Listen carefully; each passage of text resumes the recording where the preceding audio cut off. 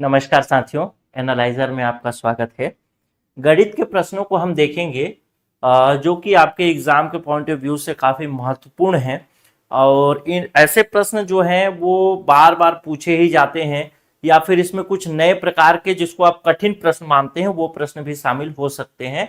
एक एक प्रश्न देखेंगे और कोशिश करेंगे कि हर तरीके से उसको समझने की कोशिश करें। पहला नंबर प्रश्न है कि 80 लीटर मिश्रण में दूध और पानी 2:3 में है। यदि मिश्रण के 25% को समान मात्रा में दूध के साथ प्रतिस्थापित कर दिया जाता है तो अंतिम मिश्रण में दूध की मात्रा क्या होगी। सबसे पहली बात जो दिया है उसको ध्यान से देखना है। प्रश्न अगर आप ध्यान से पढ़ते हैं तो प्रश्न बहुत आसानी से सॉल्व हो सकते हैं आपके, लेकिन अगर आप प्रश्न ध्यान से नहीं पढ़ेंगे तो आसानी से सॉल्व नहीं हो पाएगा। कहता है कि 80 लीटर दूध और पानी का मिश्रण है, तो मिश्रण कितना है लिख लिया मैंने। मिश्रण है आपका 80 लीटर। आप लोग भी पेन और कॉपी लेकर के सीधे बनाते जाइएगा। मिश्रण 80 लीटर है, इसमें दूध और पानी की मात्रा कितनी है, तो पहले दूध की मात्रा लिख देता हूं और यहाँ पानी की मात्रा लिख देता हूं। दूध और पानी का अनुपात क्या है, दूध है 2 अनुपात में, पानी है 3 अनुपात में।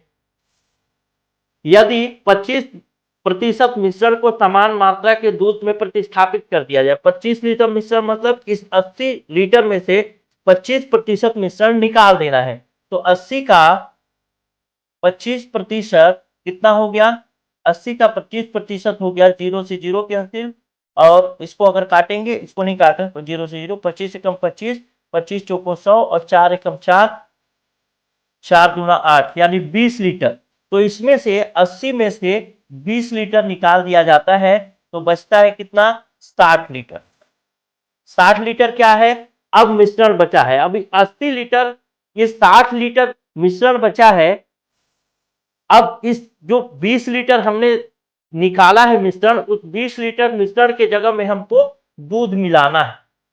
ठीक, ये 20 लीटर मिश्रण की जगह में दूध मिलाना है। तो अब हम देखेंगे कि ये जो 60 लीटर मिश्रण है इसमें दूध कितना है और पानी कितना है। तो दूध और पानी का अनुपात 3:5 है, तो इस कैसे निकालते हैं, 3 और 2 5 ऐड कर देंगे, 5 और 60, 60/5 कितना हो जाएगा, 12 हो जाएगा। और इस 12 को मल्टीप्लाई कर देंगे, जिधर दूध होगा उधर। तो इस 60 लीटर में दूध कितना है, 2, यहाँ पे गुणे 12 कर देंगे, कितना हो जाएगा, 24 लीटर दूध हो गया। और इसी 60 लीटर में कितना पानी है, तो 3 गुणे 12 कर देंगे तो कितना आ जाएगा, 36 लीटर पानी आ जाएगा। अब कहता है कि इसमें 25% जो निकाले हैं, यानी 20 लीटर जो निकाला है मिश्रण, उस 20 लीटर की जगह में हमको 20 लीटर दूध मिला देना है। तो यहाँ पे 20 लीटर दूध मिला दिए तो कितना हो गया, दूध की मात्रा 44 लीटर और पानी की मात्रा अभी भी 36 लीटर है। इस प्रकार से है अभी। ठीक है, आपसे इसमें पूछा है अंतिम मिश्रण में दूध की मात्रा कितनी है, तो अंतिम मिश्रण में दूध की मात्रा कितनी हो जाएगी, 44 लीटर हो जाएगी। अन्य प्रकार से भी प्रश्न पूछ सकता है, आपसे पूछ सकता है कि अंतिम जो मिश्रण बनेगा उस मिश्रण में दूध और पानी का अनुपात क्या होगा। तो बहुत आसान है, यहाँ 44 रखेंगे और नीचे रख देंगे 36, इसको काट देंगे तो कितना से कट जाएगा, 2, 18 दूना 36, 22 दूना 44, फिर 2 से काट देंगे तो 11 और 2 से काट देंगे तो 9। अगर दूध और पानी का अनुपात पूछे तो 11:9 हो जाएगा, लेकिन यहाँ पे दूध की मात्रा पूछी गई है तो सीधे हो जाएगा ऑप्शन नंबर ए, 44 लीटर। ठीक है, चलिए दूसरे प्रश्न पर चलते हैं, बहुत आसानी से कोशिश करेंगे बनाने की। दूसरा प्रश्न कहता है, कहते हैं एक चुनाव में 2 उम्मीदवार ए और बी ने भाग लिया, जिसमें से 30% मतदाताओं ने अपना वोट नहीं दिया। कुल वोटों में ए को 254 वोट मिले, प्राप्त हुए, और 326 वोट जो थे वो अवैध हो गए, मतलब वैलिड नहीं हुए पहले। अब तो उसमें चुनाव होता है, अभी भी जो पंचायत का चुनाव होता है बैलेट पेपर में, तो बैलेट पेपर में अगर कहीं उम्मीदवार, सही उम्मीदवार के सामने अगर चिन्ह नहीं लगाया गया है तो वो वोट क्या हो जाता है, अवैध हो जाता है। ठीक, तो उसी 326 वोट अवैध हुए। यदि ए को कुल वोट का 25.4% प्राप्त होता है तो बी को प्राप्त वोटों की संख्या ज्ञात करना है। तो सबसे पहले देखते हैं कि हमको दिया क्या क्या है। मुख्य रूप से तीन तीन पार्ट है, ए है, एक दूसरा बी है, तीसरा है जिसने वोट नहीं डाला, और चौथा है अवैध वोट। अवैध वोट, ठीक, इस प्रकार से आसानी से बना सकते हैं। तो कहता है कि कुल वोटों में से ए को 254 वोट मिला, तो यहां पे लिख दिया 254। बी को कितना वोट मिला हमको अभी पता नहीं है, वही हमको निकालना है। कितने लोगों ने वोट नहीं डाला, तो 30% लोगों ने वोट नहीं डाला। इसके अलावा और कुछ जानकारी है क्या? 30% लोगों ने वोट नहीं डाला, और 326 वोट जो थे वो अवैध वोट थे। 326 वोट जो हुए अवैध वोट। अब कहते हैं यदि ए को 25.4% वोट प्राप्त हुए, यानी ये 254 वोट है, वो कुल वोटों का 25.4% है। तो बहुत आसानी से हम पहले कुल वोटों की संख्या निकाल लेंगे यहीं से। अगर ये 25.4% है, यानी यहां पे लिखता हूं 25.4% बराबर हो जाएगा 254, तो 100% बराबर हो जाएगा 254 बटे 25.4 गुणे 100। यहां से एक दशमलव हटाने के लिए हमको यहाँ पे एक जीरो बढ़ा देता हूं, तो 254 से 254 को कट गया, यानी 1000 वोट टोटल थे। तो टोटल कितने वोट थे? 1000 थे। अब इस 1000 वोट में से 1000 वोट में से पहले जो 30% लोग अपना मतदान नहीं किए, तो 1000 का 30% कितना हो जाएगा? 1000 का 30% 0000 यानी 300 वोट। 300 लोगों ने अपना मतदान नहीं किया, तो इसमें से 300 हटा देता हूं। अब कितने वोट बचे? 700 वोट बचे। अब 700 वोट में से 326 वोट जो थे वो अवैध हो गए, तो 326 वोट भी घटा देता हूं। आप लोग भी बनाते चलिएगा, उत्तर नीचे कमेंट कर दीजिएगा यूट्यूब में, ठीक है, देख रहे होंगे। 326 वोट बटे 326 वोट घटा देता हूं, तो कितना हो गया? 4 हो गया। यहाँ पे 9 में 2 गया 7 हो गया, यहाँ पे 6 में 3 गया 3। 374 वोट टोटल है। अब इस 374 वोट में से 254 वोट ए को मिल गया, तो यहाँ से 254 वोट घटा देता हूं, तो माइनस करेंगे तो कितना हो जाएगा? 120 वोट। यानी बी को कितना मिला, यही निकालना था। बी को मिला 120 वोट, यानी ऑप्शन नंबर डी हो जाएगा। क्लियर है? इसी प्रकार से धीरे धीरे समझते समझते हम लोग चलेंगे। चलिए अब अगला प्रश्न देखते हैं, क्वेश्चन नंबर 3, 2 के बाद क्वेश्चन नंबर 3।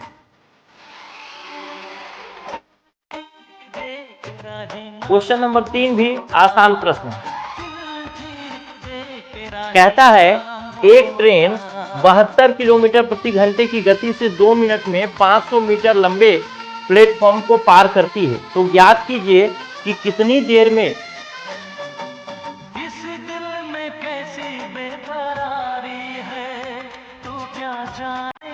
एक ट्रेन 72 किलोमीटर प्रति घंटे की गति से 2 मिनट में 500 मीटर लंबे प्लेटफॉर्म को पार करती है, तो ज्ञात कीजिए कि कितनी देर में यह विपरीत दिशा में से 108 किलोमीटर प्रति घंटे की गति से यात्रा करते हुए उसी लंबाई की एक अन्य ट्रेन को पार करेगी। तो जब भी ट्रेन किसी प्लेटफॉर्म को पार करेगी, जितने भी समय में पार करेगी, तो उस ट्रेन की लंबाई और प्लेटफॉर्म की लंबाई उसमें ऐड रहेगी। क्योंकि आपका उत्तर जो है ऑप्शन में दिया है सेकेंड में, और आपका प्रश्न जो दिया है किलोमीटर प्रति घंटा में दिया हो, तो जब भी सेकेंड में अगर आपको उत्तर लाना है, तो हमको किलोमीटर प्रति घंटा को पहले मीटर पर सेकेंड में चेंज करना होगा। तो यदि 72 किलोमीटर प्रति घंटा को हम मीटर पर सेकेंड में चेंज करेंगे, तो क्या करेंगे, यहाँ 5/18 से गुणा करेंगे। अगर लंबा करना चाहें तो आप 1000/3600 से गुणा कर सकते हैं, लेकिन बात क्या होगा, इसको काटेंगे तो सेम यही 5/18 ही आ जाएगा, इसलिए उतना लंबा नहीं करेंगे। शॉर्टकट भी याद रखना है, 5/18, ठीक। तो 5/18 से गुणा करेंगे तो 18 एकम 18, 18 एकम 18, 18 चौको 72, यानी कितना हो गया, 20 मीटर पर सेकेंड। इसकी गति पर सेकेंड कितनी हुई,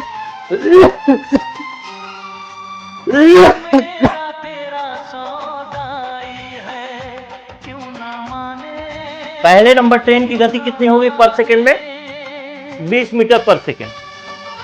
दूसरे ट्रेन की गति भी हम मीटर सेकंड में चेंज कर लेते हैं, जो कि 108 किलोमीटर प्रति घंटे, क्योंकि हमको पूरा सेकंड में ही देना है, तो इसको भी कर लेते हैं। 108 गुणे 5/18, तो 18 एकम 18, 18 छक्का 108, यानी हो गया 30 मीटर पर सेकेंड। क्लियर है? तो दोनों ट्रेन की गति हम लोग मीटर पर सेकेंड में निकाल लिए। अब देखते हैं जो पहला ट्रेन है जो 2 मिनट में 500 मीटर लंबे प्लेटफॉर्म को पार करती है। तो अगर 20 मीटर पर सेकेंड से कोई ट्रेन चल रही है तो 2 मिनट में कितना चलेगी? तो 2 मिनट में, 1 मिनट में होता है 60 सेकेंड, तो 2 मिनट में हो जाएगा 120 सेकेंड। 2 मिनट में कितना हो जाएगा? 120 सेकेंड हो जाएगा। तो 120 सेकेंड में 20 सेकेंड प्रति घंटे की रफ्तार से कोई ट्रेन चल रही है, 20 मीटर प्रति सेकेंड की गति से कोई ट्रेन चल रही है, तो 120 मिनट में कितना चलेगा? तो गुणा कर देंगे, मतलब वो दूरी, चाल गुणे समय बराबर दूरी होता है। तो चाल है 120 और समय है 20 सेकेंड, तो कितना चलेगी? 2400 मीटर चलेगी। ठीक, क्योंकि मीटर सेकेंड में ही बात हो रही है, तो 2400 मीटर चलेगी। आप इसको चाहे तो मीटर कैसे कटता है, सेकेंड कैसे कटता है, वो भी बता दूंगा कभी विस्तार से। ठीक, तो 2400 मीटर चली है 20 सेकेंड।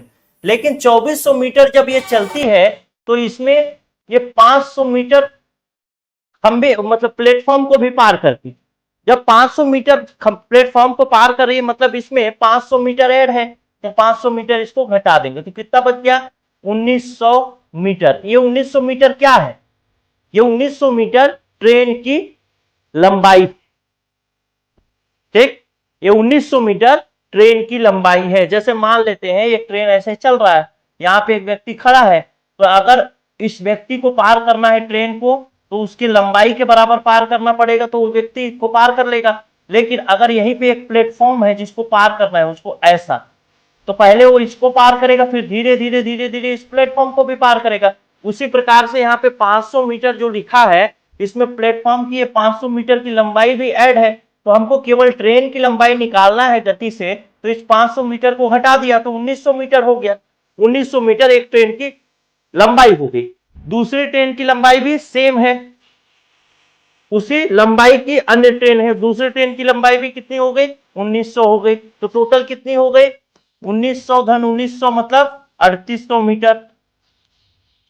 और जब ट्रेन इस प्रकार से आ रही है विपरीत दिशा से, तो दोनों जो चाल होगा वो चाल क्या हो जाएगा? ऐड हो जाएगा, यानी जुड़ जाएगा। तो पहला चाल कितना है? 20 मीटर पर सेकेंड, दूसरा 30 मीटर पर सेकेंड। तो यहाँ पे लिख दिया 20, यहाँ पे लिख दिया 30, हो गया 50, और मतलब ये हो गया 50। अब इसको काटेंगे तो आ जाएगा कितना? 76 सेकेंड आंसर आ जाएगा। यानी एक दूसरे को कितने में पार कर लेंगे? 76 मिनट में पार कर लेंगे। चलिए अगला प्रश्न देखते हैं, क्वेश्चन नंबर 4।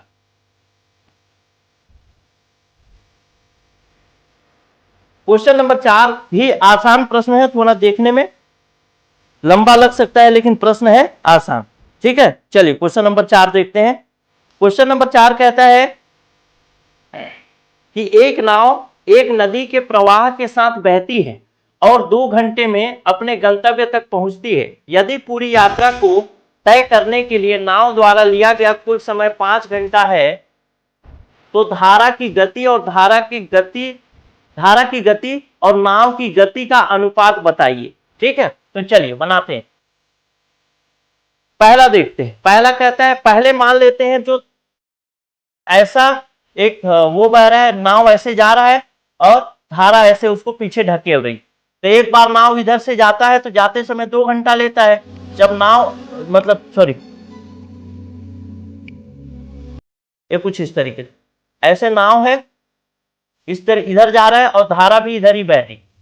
ठीक, तो नाव चलेगा और साथ साथ धारा भी उसको ढकेलता जाएगा। ऐसी स्थिति में उसको 2 घंटा लगता है। और जब वापस आता है तो वापस में नाव तो इधर चलना चाह रहा है लेकिन धारा इसको इधर ढकेल रहा है, तो ऐसे में इसको कितना 5 घंटा टोटल आने जाने में लगता है, तो 2 घंटा जाने में लगा तो 3 घंटा आने में लगा। इस प्रकार से क्लियर है। चलिए ठीक है, तो जो भी आने और जाने में समय लग रहा है वो तो अलग बात है, 2 घंटा लग रहा है 3 घंटा लग रहा है, लेकिन दूरी क्या है, दूरी बराबर है। पहली बात तो यहां से यहां जा रहा है, इधर यहां से किसी दूरी तक जा रहे हैं, दूरी बराबर है, वापसी में भी दूरी बराबर है। तो दूरी मतलब मान लेता हूं मैं डिस्टेंस, और डिस्टेंस दोनों ही स्थिति में बराबर है। तो दूरी का फॉर्मूला क्या होता है, डिस्टेंस बराबर क्या होगा, डिस्टेंस बराबर क्या होता है, डिस्टेंस बराबर होता है आपका दूरी, डिस्टेंस दूरी बराबर होता है चाल गुणे समय, या फिर समय बराबर क्या होता है, दूरी बटे चाल, वही होता है समय बराबर दूरी बटा चाल फॉर्मूला होता है। तो इसी फॉर्मूला से बना लेंगे। तो ये दूरी है, दूरी बटा समय करते हैं, समय दूरी बटा चाल कर दें, तो चाल कैसे होगा, जाने में उसको मान लेते हैं जाते समय उसकी चाल x है, मतलब ये वो क्या बोलते हैं नाव की चाल x है और धारा की चाल y है, ऐसा मान लेते हैं। ठीक, तो दूरी क्या, दूरी बटा x प्लस वाई बराबर कितना घंटा लग रहा है, 2 घंटा। दूरी बटे चाल बराबर समय, यही होता है फॉर्मूला, दूरी बटे चाल बराबर समय। क्लियर है, दूरी बटा चाल बराबर समय। तो चूंकि नाव की चाल हमने x माना है और धारा की चाल हमने y माना है, तो जब नाव इस ऐसे चलेगी और धारा भी ऐसे चलेगी तो दोनों ही चाल जुड़ जाएंगे, x धन y हो जाएगा। और जब ये वापसी आएगा तो नाव ऐसे चलेगी धारा ऐसे चलेगी, तो x में से y माइनस हो जाएगा। ठीक, मान लेते हैं 3 किलोमीटर प्रति घंटे की चाल से चल रहा है, इधर से मतलब नाव ऐसे जा रहा है 3 किलोमीटर प्रति घंटे की चाल से, और उधर से धारा भी उसको पीछे ढकेल रही है। तो 3 किलोमीटर 1 घंटा में जाना था, धारा उसको 1 किलोमीटर पीछे ढकेल दी तो माइनस हो गया। इधर से 3 किलोमीटर से जाना था, 1 किलोमीटर से धारा बह रही थी, तो 3 किलोमीटर नाव अपनी ऊर्जा से चला और 1 किलोमीटर उसको धारा लेके गई, तो x प्लस वाई हो गया, सेम बात। ठीक, बराबर इतना हो गया। अब देखते हैं d बराबर क्या हो जाएगा, 2, यहां पे भाग हो रहा है तो यहां पे गुणा हो जाएगा x धन y। ये पहला समीकरण तैयार हो गया। अब दूसरे समीकरण के अनुसार कहता है कि अभी भी दूरी बराबर है, d बराबर है, दूरी बराबर है। अब चाल क्या है, x माइनस वाई है, समय कितना लग रहा है, 3 घंटा लग रहा है, वापसी में 3 घंटा लग रहा है, तो d बराबर कितना हो जाएगा, 3x माइनस वाई, ये हो जाएगा। अब दोनों देखिए, ये दूरी और ये दूरी दोनों बराबर है, ये दूरी यहां से जाना है और यहां से बराबर है, तो जब ये दूरी बराबर है तो ये भी तो बराबर होगा ना हर हाल में। ठीक, जब ये दूरी इसके बराबर है और ये दूरी इसके बराबर है, ये इसके बराबर है, तो फिर 2x प्लस वाई बराबर होगा 3x माइनस वाई के, बस इसी को सॉल्व कर देना है। 2x प्लस वाई बराबर हो जाएगा 3x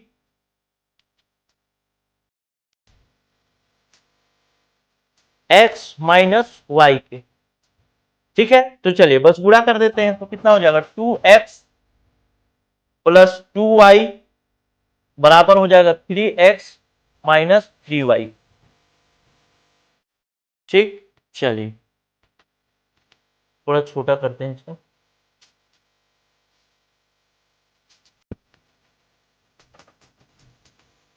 ये पूरा कैलकुलेशन है। ठीक, इसको ले जाता हूं ऊपर।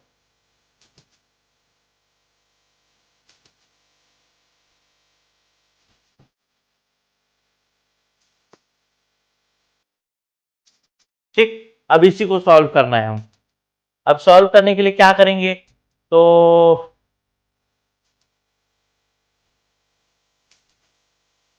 इसको उधर ले जाएंगे, इसको इधर ले आएंगे, तो कितना हो जाएगा 2x माइनस 3y dx। तो कितना हो जाएगा, ये आ जाएगा, इसको इधर ले जाते हैं, इसको इधर ले आते हैं, तो ये हो जाएगा x उधर चला गया, 2y इधर बच गया, फिर ये माइनस है तो इधर प्लस हो जाएगा, 3y हो गया बराबर हो जाएगा, यहाँ पे 3x है पहले से, ये प्लस में है तो यहाँ पे माइनस में हो जाएगा, 2x कैलकुलेट करेंगे तो ये हो जाएगा 5y बराबर माइनस कर देंगे तो x हो जाएगा, और x के यहाँ पे छुपा है 1, तो y का वैल्यू कितना हो गया, 1 हो गया, और x का वैल्यू कितना हो गया, 5 हो गया। ठीक, y का वैल्यू 1, x का वैल्यू 5। अब x हमने क्या माना था, x हमने माना था नाव की चाल, और y मैंने माना था धारा की चाल। तो x बराबर हो गया 5, y बराबर हो गया 1, नाव की चाल हो गई 5 और धारा की चाल हो गई 1। पूछा है अनुपात ज्ञात करना है, तो किसका किसका, धारा की गति और नाव का गति का अनुपात। तो धारा की गति का अनुपात, धारा की गति कितनी है, 1 है, y बराबर 1, और नाव की गति अनुपात 5 हो गया, तो 1:5 आंसर हो जाएगा, ऑप्शन नंबर ए सही हो जाए। इसका एक शॉर्टकट ट्रिक भी होता है, लेकिन शॉर्टकट ट्रिक के साथ आप लोग ना जाए तो ज्यादा बेहतर है। मेरी कोशिश रहेगी कि प्रश्न को थोड़ा डिस्क्राइब करके बताओ। अब अगला प्रश्न देखते हैं, क्वेश्चन नंबर 5। ठीक, क्वेश्चन नंबर 5 भी बहुत आसान प्रश्न है, लेकिन बनाने की कोशिश करते हैं। ए और बी क्रमशः 15,000 और 18,000 पूंजी निवेश के साथ एक व्यवसाय शुरू करते हैं। 6 महीने बाद ए ने अपने निवेश को दोगुना कर दिया, जबकि बी ने अपने निवेश को आधा कर दिया। यदि वर्ष के अंत में ए को 12,500 का लाभ हुआ, तो ए और बी दोनों को मिलाकर कितना लाभ हुआ, यानी बी को कितना लाभ हुआ, और बी के लाभ को अगर ए में जोड़ देंगे तो दोनों को टोटल कितना लाभ हुआ ये पता चल जाएगा। शुरू करते हैं, चलिए।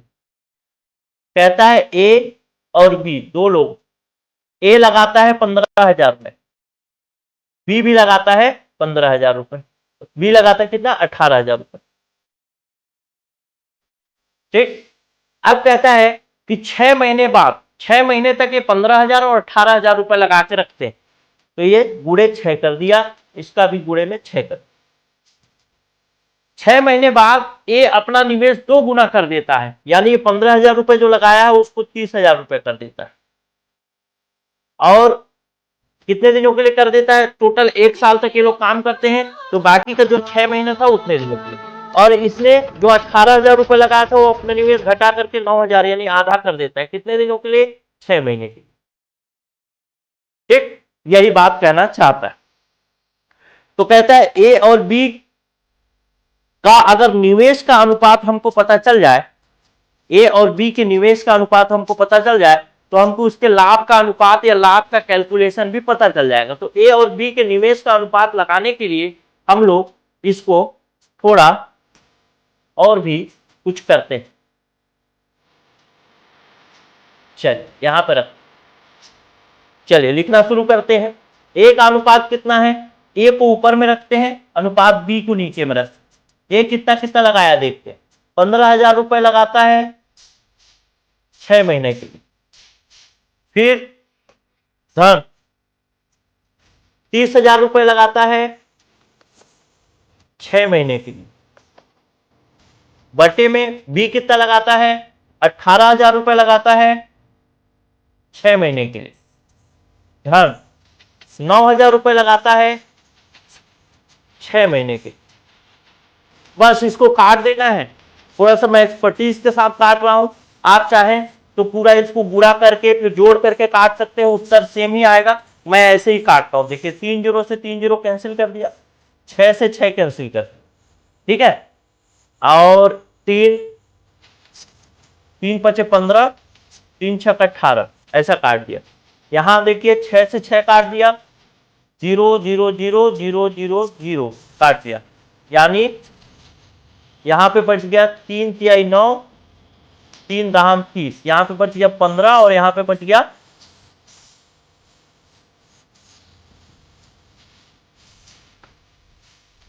5, 3 पचे 15, 5 3 5 कम 3 10 18 कितना होगा? कहीं गड़बड़ काट दिया लगता है, गड़बड़ काटा हूँ कहीं।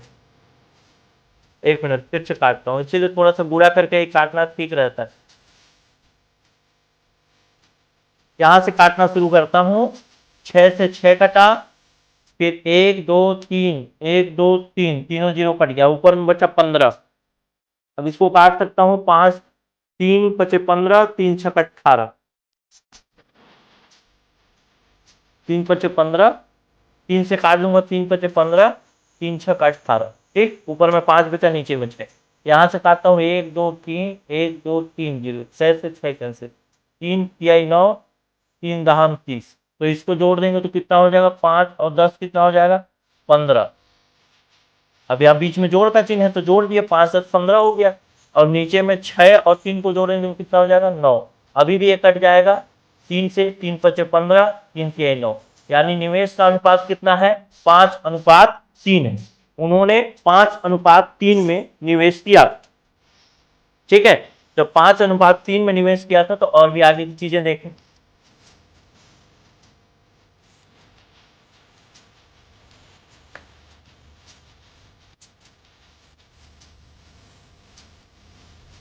पांच अनुपात 3 में निवेश किया है, ये हमको मिल गया। ठीक, 5:3 में निवेश किया था, यानी ए 5 निवेश किया और बी ने 3 निवेश किया। अब जब ए ने 5 निवेश किया तो उसको लाभ कितना मिला? 12,500 रुपए। तो ए ने 5 निवेश किया तो 12,500 रुपए मिला। और बी कितना निवेश करेगा? तो एक एक यूनिट के निवेश के लिए कितना रुपए मिल रहा है ये निकालना है। तो 12,500 रुपए को हम डिवाइड कर देंगे 5 से, तो कितना हो जाएगा? 2500 हो जाएगा। और 2500 एक निवेश के लिए मिल रहा है, यानी इसको गुणा कर देंगे 5 से तो 12,500 हो जाएगा। एक यूनिट निवेश के लिए कितना मिल रहा है? 2500 रुपए। तो 3 यूनिट निवेश के लिए कितना मिलेगा? 2500 गुणे 3 बराबर हो जाएगा 7500।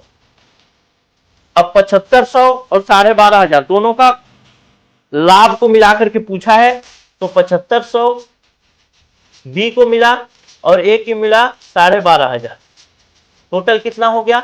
20,000 रुपए। अब आंसर हो गया 20,000। आंसर नंबर क्या हो जाएगा? डी हो जाएगा। आसान प्रश्न था, कठिन नहीं था, थोड़ा सा कैलकुलेशन था, बाकी कुछ। चलिए अगला प्रश्न देखते हैं। और आपके एग्जाम में ऐसे ही ऐसे प्रश्न, हाँ मतलब मजेदार तौर से पूछते हैं, आप लोग को समझ में आना चाहिए। ठीक, चलिए अगला प्रश्न देखते हैं। कोई व्यक्ति अपने 6 दोस्तों को कितने प्रकार से निमंत्रण कार्ड भेज सकता है यदि उसके पास 4 टॉपर हैं? उसके दोस्त मान लेता हूं, ए है, बी है, सी है, डी है, ई है और एफ है। अब बीच में 4 उसके नौकर हैं, क है, ख है, ग है और घ है। इस प्रकार से नौकर हैं। एक व्यक्ति इसको निमंत्रण कार्ड भेजना चाहता है तो कितने प्रकार से भेज सकता है? सही उत्तर क्या हो जाएगा? 4 लोग हैं, ठीक, और 6 लोगों को देना है। ठीक है, 4 लोग हैं, 6 लोगों को देना है। तो एक आदमी कितने प्रकार से देख सकता है? ये 4 लोग कितने प्रकार से दे सकते हैं? तो 1 2 3 4 5 6 प्रकार से दे सकते हैं। ऐसे करके आप इसका 4 का घात 6 उत्तर ले सकते हैं, ऑप्शन नंबर डी। लेकिन आपको ये चीज समझ में नहीं आई, मेरे को पता है कि ये चीज आपको समझ में नहीं। एक आदमी को अगर आप यहां पे देखेंगे, अभी समझ में आ जाएगा। एक आदमी को कार्ड भेजना, ठीक, ये व्यक्ति, इसको कार्ड भेजना है तो कितने प्रकार से कार्ड भेजा जा सकता है? पहला स्थिति होगा या तो क लेके जाएगा, दूसरा या तो ख लेके जाएगा, तीसरा ग नौकर या घ नौकर। यानी ए व्यक्ति को 4 प्रकार से कार्ड भेजे जा सकते हैं। उसी प्रकार से बी व्यक्ति को भी 4 प्रकार से क ख ग घ लेकर के जा सकता है, तो इसको भी 4 प्रकार से भेजे जा सकते हैं। सी व्यक्ति को कितने प्रकार से भेजे जा सकते हैं? तो सी व्यक्ति को भेजे जा सकते हैं इसी 4 प्रकार से। तो ऐसे ही गुणा करते करते कितना आ जाएगा? ये 4 का गुणा कितने बार आएगा? 6 बार आएगा। और 4 के गुणे 6 को कितना बार लिख सकते हैं? 4 का घात 6 लिख सकते हैं। ठीक, चलिए अगला प्रश्न देखिए, ये उसका प्रश्न है, खासकर ये जो सांख्यिकी होता है ना, स्टैटिस्टिक्स में ऐसे प्रश्न पूछे जाते हैं। अब अगला प्रश्न देखते हैं, क्वेश्चन नंबर 7। क्वेश्चन नंबर 6 तक हो गया, क्वेश्चन नंबर 7 देखते हैं। ये भी आसान प्रश्न है। कहता है एक डीलर एक वस्तु की कीमत उसके लागत मूल्य से 40% अधिक अंकित करता है और एक ग्राहक अंकित मूल्य पर 20% और 25% का क्रमिक बट्टा छूट देता है, क्रमिक छूट देता है। यदि उसे 140 रुपए की हानि होती है तो वस्तु की लागत मूल्य बताना है आपको। तो सबसे पहली बात, मान लेते हैं कि वस्तु कितने रुपए में खरीदा था, 100 रुपए में। 100 रुपए में खरीदा। अब ये जो 100 रुपए है उसमें से वो 40% अधिक बढ़ा करके अंकित किया 100 रुपए में, तो 100 का 40% बढ़ाए तो कितना हो जाएगा, 140 रुपए हो गया। ठीक, अब इस 140 रुपए में वो बट्टा देना शुरू करेगा। तो पहला बार बट्टा देगा कितना, 20% का। तो 140 का में से 20 मतलब 100 में से 20% घटा देंगे तो उसका मूल्य कितना हो गया, 80% बचा। तो 140 का 80% कर दिए, कितना हो जाएगा, 0 से 0, 0 से 0 कैंसिल, 14 8 112। ठीक, 112 रुपए हो गया उसका मूल्य। यानी अब ये वो 112 रुपए में बेचेगा। 100 रुपए का था, 140 लिखा, 140 में से बोला कि मैं आपको 20% का डिस्काउंट दूंगा, तो अब 20% का डिस्काउंट देके वो 112 रुपए में बेच रहा है। लेकिन वो बोला कि क्रमिक बट्टा देगा 25% का, और यानी अब ये जो मूल्य आया इस मूल्य पर 25% का और डिस्काउंट देगा। तो 112 का, अगर 112 को हम 100% मानते हैं और इसमें से 25% का डिस्काउंट ले लेते हैं तो कितना बच जाता है, 75%। तो 112 का 75% कितना हो जाएगा, हो जाएगा लगभग दिया आपने पेपर काटेंगे, 25 दिया 75, 25 दिया 75, 25 चौको 100, 4 एकम 4, 4 गुना 8, तो 4 अट्ठे 32, 8 तिरिकी 24, यानी 84। लेकिन आपने तो कोर्स लिया हुआ था, तो 84 हो गया। लिया था 100 रुपए में, 140 रुपए अंकित किया, 140 रुपए में से 20% का बट्टा दिया, तो 100 में से 20 घटा दिया, 80% निकाल दिया, 112 रुपए। फिर 112 रुपए में से भी 25% का बट्टा दिया, तो फिर 100 में 25 घटा के 75% किए, तो टोटल वो 84 रुपए में बेच रहा है। ठीक, इस 100 रुपए का मूल्य का सामान वो कितना में बेच रहा है, 84 रुपए में। तो कितना में कम में बेच रहे हैं, 16% कम हो गया उसका मूल्य। और यही 16 का वैल्यू लिखा है कितना, 140। तो 16 बराबर 29 क्वेश्चन सेम पूछा है वहीं से। जी मैथ पेडागोजी सेम क्वेश्चन पूछा है।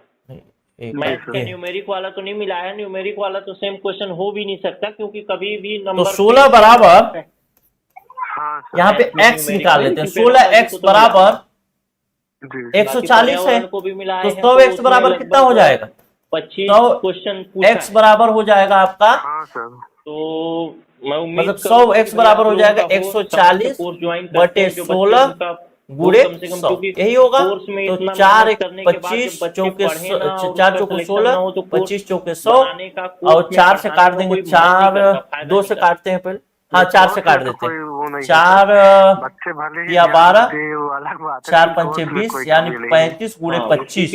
उसका जो ये 100 रुपए जितना में सामान खरीदा था, लागत मूल्य पूछा है, तो 100% निकाल रहे हैं, तो 25 गुणे 35 कितना आ जाएगा, आ जाएगा आपका 875 रुपए। ऑप्शन नंबर डी आंसर हो गया। आसान प्रश्न था। अगला प्रश्न देखते हैं, 8वां नंबर प्रश्न। 8वां नंबर प्रश्न कहता है कि ABC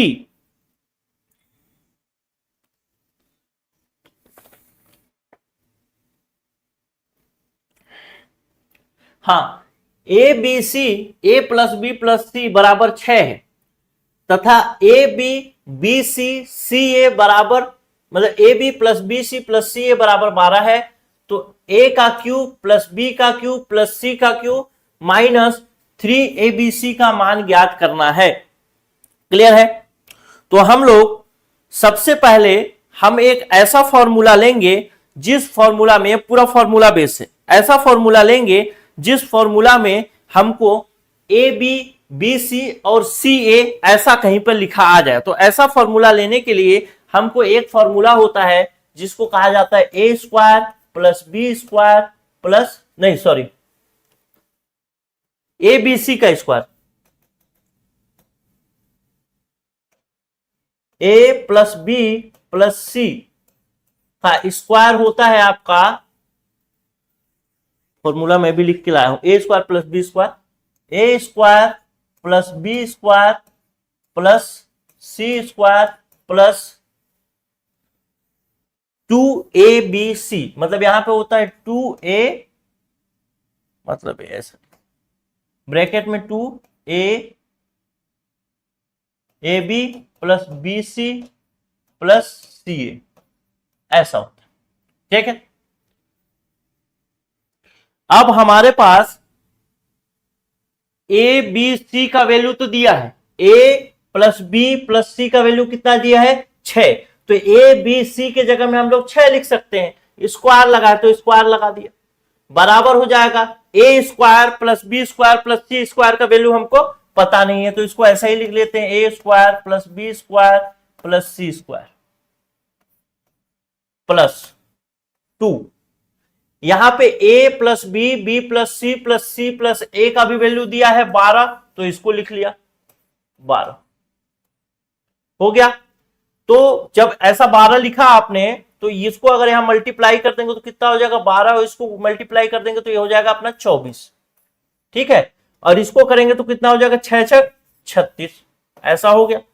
अब चूंकि यहां प्लस में है, इधर ये आएगा तो माइनस में हो जाएगा, तो हो जाएगा आपका a square plus B square plus C square बराबर हो जाएगा 36 माइनस 24 बराबर हो जाएगा क्या 12, ठीक। तो a square plus B square plus C square is equal to कितना हो गया 12 हो गया। इसको भी एक याद रख लें, इसको अलग कलर में कर देता हूं ताकि हमारे एक काम आएगा, ठीक है। चलिए अब इसको थोड़ा छोटा करते हैं, नहीं ये नहीं, ये वाला,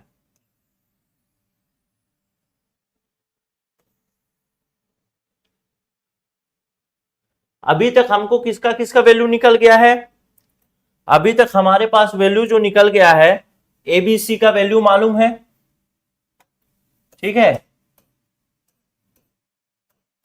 हाँ एबीसी का वैल्यू मालूम है। दूसरा a B plus B C plus सी का वैल्यू मालूम है 12, और एक वैल्यू और मालूम चला क्या, a square plus B square plus C square, a square plus B square plus C square is equal to कितना हो जाएगा 12 हो जाएगा। ये 3 वैल्यू हमको पता चल चुका है अभी तक, ठीक है, 3 वैल्यू पता चल चुका है। अब जो ये वाला फॉर्मूला है, ये वाला जो लिखा है ए का क्यूब प्लस बी का क्यूब प्लस सी का cube is equal to 3 minus 3abc, इसको भी तोड़ेंगे तो क्या होगा, तोड़ने के बाद ये भी फॉर्मूला का एक भाग है, इसको भी किस प्रकार से अलग प्रकार से लिख सकते हैं वो देखते हैं। तो क्या है ए स्क्वायर, ए वाला ना, ए का क्यूब प्लस बी का क्यूब प्लस सी का क्यूब माइनस 3, नीचे लिखना पड़ेगा थोड़ा, चलो 3abc, इसको थोड़ा नीचे ले आता हूं, यहाँ पर बनाना पड़ेगा, वो चीज मेन मायने रखता है, ठीक। इसको अगर थोड़ा सा कोर्स 2000 रुपए 1000 आगे बढ़ाएं तो इसको हम लिख सकते हैं, क्या लिख सकते हैं, हम लिख सकते हैं ए प्लस बी प्लस सी, ये फॉर्मूला है लंबा बीजगणित का, आप लोग उसको करिएगा सॉल्व, और फॉर्मूला को सॉल्व करना भी मैं पेड क्लास में जो होता है उसमें बताता हूँ, और आगे और भी विस्तार से बताऊंगा, लेकिन उतना लंबा नहीं जाते, ठीक है। तो ये हो जाएगा कितना a प्लस बी प्लस सी, इसको अगर वो करेंगे तो तोड़ेंगे तो हो जाएगा a plus B plus C, ठीक। फिर हो जाएगा a square plus B square plus C square, bracket दूसरा a square plus B square plus C square, जी सर। फिर हो जाएगा आपका माइनस तो पिछले ए बी साल का बी सी रिकॉर्ड सी तोड़ना ए है।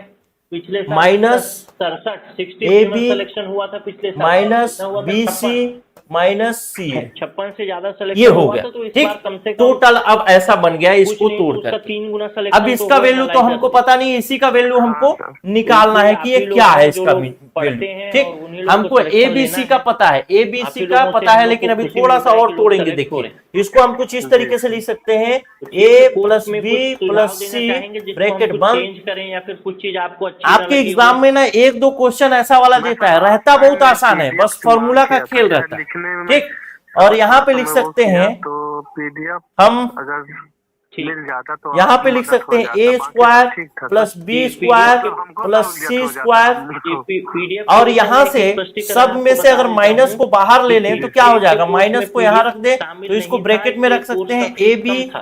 प्लस बी जी सी तो पीडीएफ के प्लस विषय में आप सी अगर ए। मांगे होंगे तो शायद अगर आपको रिप्लाई ये करके वाला बताए इधर होंगे गुड़ा कि होगा आपको तो सब अलग से माइनस कोर्स माइनस को हो जाएगा अपग्रेड ना, ये कराना माइनस पड़ेगा, को वही बाहर का निकाला है, ऑप्शन था बाकी अगर सब वही पीडीएफ छोड़ चाहिए दिया। बच्चों को तो। ठीक, क्योंकि अब हमारे पास उसमें वैल्यू क्या पीडीएफ है, शामिल नहीं ए था। बी सी का इस वैल्यू है कोर्स में जो कितना, चीजें 6, शामिल पुट होती हैं कर वो दिए चीजें 6। मिलती हैं। ठीक, अब जी इसके सर। बाद है जी, पीडीएफ अलग से भी अगर मिलता तो मैं ले लेता, 6। लेकिन ठीक, अब चलो उसके जो बाद हो गया दूसरा तो वैल्यू है ठीक हमारे पास और ए कहाँ स्क्वायर के प्लस रहने बी वाले हैं स्क्वायर आप? प्लस सी स्क्वायर का मैं वैल्यू सर कितना यहाँ है, 12।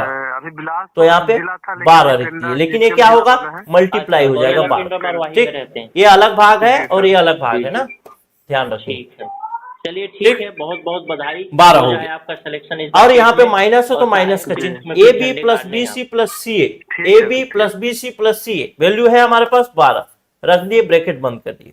ठीक, तो इसको करेंगे तो कितना हो जाएगा, 6, इसके अंदर गुणा करेंगे तो 0, और यहाँ पे आ जाएगा 6, 6 का गुणा 0 से होगा तो कितना हो जाएगा, 0। आंसर हो जाएगा ये। ठीक, चलिए, समझ आया नहीं आया, फिर से समझाने की कोशिश करता हूं। चलिए समझाने की कोशिश करते हैं, फिर से थोड़ा बड़ा कर लेते हैं।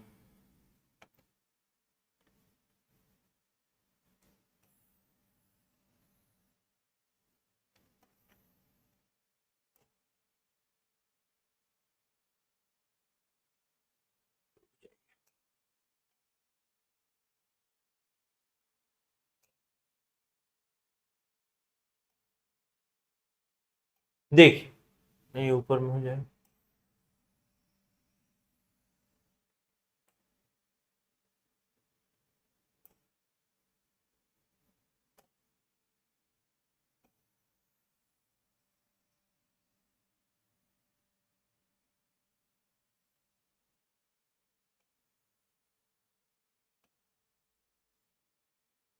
ठीक।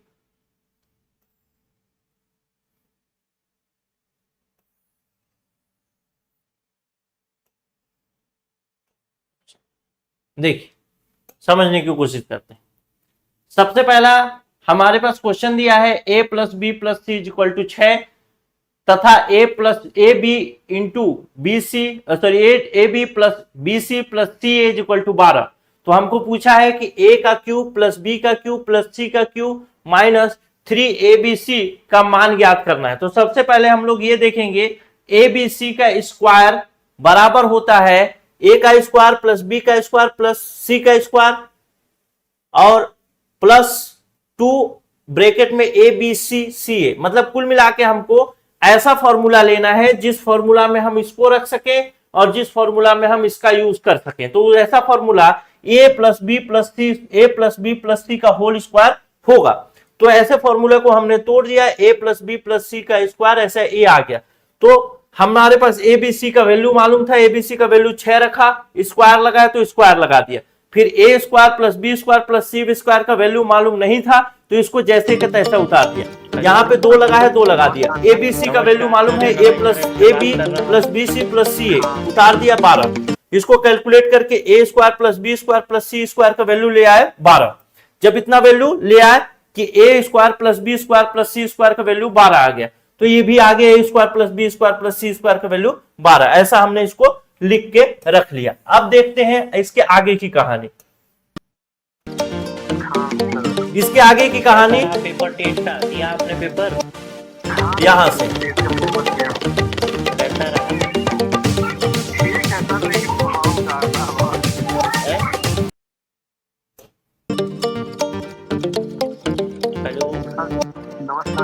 नमस्कार। इसके आगे की कहानी यहाँ से है, बात कर रहा हूँ। हमको निकालना है ए का क्यूब प्लस बी का क्यूब प्लस सी का क्यूब माइनस 3abc। तो ए का क्यूब प्लस बी का क्यूब माइनस 3abc को अगर हम तोड़ेंगे तो आ जाएगा abc, अब ब्रैकेट में a का स्क्वायर बी का स्क्वायर प्लस सी का square minus a b minus b c minus c. हम abc बाहर है, इसमें से हमने माइनस को कॉमन ले लिया, तो माइनस को कॉमन ले लिया, ये अलग है ये अलग है, तो ए बी सी हो गया, ए का स्क्वायर बी का स्क्वायर प्लस सी का स्क्वायर हो गया, इसमें से माइनस लिया तो a B c a B plus B C plus c ये हो गया। सबका वैल्यू पुट कर दिया, एबीसी का वैल्यू पता है 6, फिर a square plus B square plus C square का वैल्यू 12, माइनस में माइनस लगा दिया, एबीसी का a plus b b plus A b b c a B plus B C plus c a का भी वैल्यू पता है 12, उसको भी रख दिया, कर दिया कैलकुलेट, आ गया आंसर 0। कहीं पे कोई कंफ्यूजन नहीं होना चाहिए। ठीक, चलिए अगला प्रश्न देखते हैं। आसान प्रश्न है, क्वेश्चन नंबर 9। 300 से 700 के बीच कितनी संख्या है जो कि 5, 6 और 8 से विभाजित होगी? कोई भी संख्या जो कोई भी संख्या किसी दूसरे संख्या 2-3 संख्याओं से विभाजित हो रही है, इसका मतलब वो पूछना चाहता है कि लघुत्तम समापवर्तक के बारे में प्रश्न आपसे पूछ रहा है, बाकी कुछ नहीं पूछ रहा है। तो सबसे पहले हम ऐसी छोटी से छोटी संख्या ढूंढेंगे जो कि 5, 6 और 8 से विभाजित हो जाए, और वैसी छोटी से छोटी संख्या ढूंढने के लिए हमको क्या करना पड़ेगा? 5, 6 और 8 का लघुत्तम लेना पड़ेगा। लघुत्तम ले लेते हैं 5, 6 और 8 का, कितना हो जाएगा? 2 से ले लेते हैं 5, 3 और 4, अब नहीं कटेगा तो 5 से 15, 15 दूना 30, 30 चौको 120, 120 इसका लघुत्तम समापवर्तक हो गया। 120 ऐसी संख्या है जो कि इन तीनों से कटेगी। अब 120 के गुणा में जो भी आएगा वो भी इसी से कटेगा, तो 120 पहला तो 120 कटेगा, उसके गुणा में जो आएगा यानी इसका 2 गुना करूंगा 240 भी कटेगा, उसका 3 गुना करूंगा 360 भी कटेगा, 4 गुना करूंगा 480 भी कटेगा, 5 गुना करूंगा तो 600 कटेगा, हेलो नमस्कार सर। 6 गुना करूंगा तो एनालाइजर 720 कटेगा। इस प्रकार से कटता जाएगा। ठीक है, यानी दिया आपने पेपर, अगर मैं कहूं 5, 6 और 8 से विभाजित होने वाली संख्या तो आप 120 का पहाड़ा पढ़ देंगे और जो भी आएगा सब 5, 6 और 8 से कट जाएगा। क्लियर है? ये लघुत्तम का नियम। अब पूछता है कि 300 से 700 के बीच की संख्या, तो कितनी संख्या हो जाएगी? ये है 240 जो है 300 से कम है, 720 300 से ज्यादा है, तो कितनी संख्या? 1, 2, 3, यानी कुल 3 संख्या ऐसी होगी 360, 480 और 600, जो कि 6, 5, 6 और 8 तीनों से विभाजित हो जाएगी। तो ऑप्शन नंबर क्या हो जाएगा? ए हो जाएगा। आसान प्रश्न है, लेकिन ऐसे प्रश्न भी कभी कभी रुला देते हैं। जब आप व्यक्ति को कंसेप्ट मालूम नहीं होता तो ऐसे प्रश्न भी रुलाते हैं, कोई समस्या वाली बात नहीं, लेकिन कंसेप्ट पता रहे तो कहीं पे नहीं रुलाते। ठीक है, अब चलिए देखते हैं अपने पेपर। हाँ सर, 10वां नंबर प्रश्न। कैसा रहा? ठीक है सर, लेकिन 10वां नंबर प्रश्न देखने में कठिन लेकिन बनाने में आसान। कहता है पी क्यू आर एस तो थे एक समानांतर चतुर्भुज है, कुछ इस प्रकार। लेकिन आपने ऐसा तो होता है कोर्स लिया समानांतर हुआ था, चतुर्भुज, तो कोर्स लेने के बाद भी आपको क्वेश्चन घुमावदार लगा। नहीं कोर्स में जिसमें तो ठीक रहा था, एस कोर्स पी क्यू का वैल्यू मतलब उसी का 60 पैसा अंश, मिला। एस पी क्यू का वैल्यू यहाँ पे ले लेते हैं पी, तो यहाँ पे ले उसको लेते हैं मिलाने एस, में टाइम यहाँ पे ले बहुत लेते हैं ज्यादा क्यू, लगा। अच्छा, और एक है जो कि तो आर कोर्स है। जो आपने लिया था ठीक। पेपर 1 के लिए, तो कहता है क्यू आर 40 तो सेंटीमीटर उसका और पी क्यू ये 10 सेंटीमीटर है, और यहाँ पे जो कोण है एस पी क्यू ये तो ज्यादा हो जाएगा, ऐसे उल्टा कर सकते हैं। ठीक है, चलिए ठीक है, बहुत बहुत बधाई हो जाए आपका सिलेक्शन इस बार टेट में। और सहायक यहाँ पे इसमें P ले लेते झंडे हैं। गाड़ने हैं आप। यहाँ पे क्यू ले लेते हैं, यहाँ पे एस ले लेते हैं और यहाँ पे आर ले लेते हैं। ठीक, इसका जो वैल्यू है वो 60 अंश है। ठीक है, और ये जो है वो 40 सेंटीमीटर है और ये जो है वो 10 सेंटीमीटर। क्यू आर 40 और पी क्यू यहाँ पे ले लेंगे, ये भी 10 होगा तो ये भी 10 होगा, कोई दिक्कत वाली बात नहीं, ये भी 40 होगा। ठीक, तो जब भी समानांतर चतुर्भुज की बात आती है तो समानांतर चतुर्भुज के क्षेत्रफल के लिए एक फॉर्मूला होता है, और उसी फॉर्मूले से तुरंत क्वेश्चन बन जाएगा। समानांतर चतुर्भुज का फॉर्मूला ये होता है कि ये लंबाई है और ये चौड़ाई है, ठीक। अगर ऐसे देखें तो दूसरा कहें कि एक पहली भुजा है और ये दूसरे प्रकार की भुजा है, इसके सामने की भुजा इसके सामने की भुजा बराबर, इसके सामने और इसके सामने की भुजा बराबर, ठीक है। तो पहली भुजा है तो इसको कह लेंगे समानांतर चतुर्भुज का क्षेत्रफल जो होता है, क्षेत्रफल बराबर होता है, इतना आसान प्रश्न है, देखने में बहुत कठिन लगता है। क्षेत्रफल बराबर होता है लंबाई गुणित चौड़ाई गुणित साइन थीटा। पढ़ना पड़ेगा, 9वीं में छोड़ दिए तो क्या हुआ, पढ़ना पड़ेगा, एग्जाम में एक क्वेश्चन आएगा साइन थीटा। क्लियर है? लंबाई गुणित चौड़ाई गुणित साइन थीटा, बस। तो लंबाई का वैल्यू कितना है 40, चौड़ाई का वैल्यू 10, साइन थीटा का वैल्यू कितना होता है तो √3/2 ये होता है साइन थीटा का वैल्यू। बस वैल्यू ही पुट किया हूं, बाकी कुछ नहीं। कैलकुलेट कर देता हूं, 2 × 1 = 2, 20 कितना हो गया 200, और इसका इससे गुणा हो जाएगा तो ऐसे रख देंगे √3, ये इसका क्षेत्रफल हो जाएगा। आंसर क्या हो जाएगा 200 √3, ऑप्शन नंबर बी। इतना आसान सा प्रश्न था। क्वेश्चन नंबर 11 देखते हैं, यह भी आसान प्रश्न है। कहता है एक हीरे का मूल्य इसके वजन के वर्ग के सीधे समानुपाती है। वजन के वर्ग के सीधा समानुपाती मतलब मान लेते हैं कोई हीरे का वजन 2 है, सॉरी कोई हीरे का वजन 2 किलो है, तो उसका मूल्य, या फिर 2 ग्राम है तो उसका मूल्य 2 का वर्ग होगा, मतलब 2 का वर्ग 4। किसी हीरे का वजन 3 है, 3 ग्राम हो, 3 मिलीग्राम हो, 3 केजी हो, कोई फर्क नहीं पड़ता, तो उसका मूल्य कितना होगा 3 के वर्ग के बराबर, यानी 9 के बराबर। अब 9,000 भी हो सकता है, 900 भी हो सकता है, 9 लाख भी हो सकता है, 9 करोड़ भी हो सकता है, कोई दिक्कत नहीं, ठीक। यही कहना चाहता है पूरा। एक हीरे का मूल्य उसके वजन के सीधे समानुपाती है। एक व्यक्ति गलती से हीरे को 3:5:7 में अनुपात में तोड़ देता है, इसलिए उसे 42,600 रुपए की हानि हो जाती है। तो हीरे का वास्तविक मूल्य क्या है बताना है। तो पहले एक चीज देखते हैं कि पहले हीरे का वजन कितना था और अब हीरे का वजन कितना है। तो पहले हीरे का वजन जो था पहले वो हमको पता नहीं कितना था, लेकिन अब कितना है वो पता है। कितना है अब जो है 3:5:7 में है, और पहले कितना रहा होगा, टूट के जब छोटे छोटे में बिखर गया तो सभी को जोड़ देंगे तो उतना ही रहा होगा। तो 5 3 8 7 15, पहले हीरे का वजन जो था वो 15 था, अब हीरे का वजन जो है ऐसा हो गया, ठीक। तो अब भी इसका मूल्य जो है इसका वर्ग के बराबर हो गया, यानी 3 का वर्ग कितना होगा 9 के बराबर, 5 का वर्ग कितना होगा 25 के बराबर, 7 का वर्ग कितना होगा 49 के बराबर, और इस पहले जब रहा होगा तो 20 के वर्ग के बराबर, मतलब 15 का वर्ग करेंगे तो कितना हो जाएगा 225। यानी पहले 225 था, अब कितना हो गया, इसको जोड़ देंगे तो कितना आ जाएगा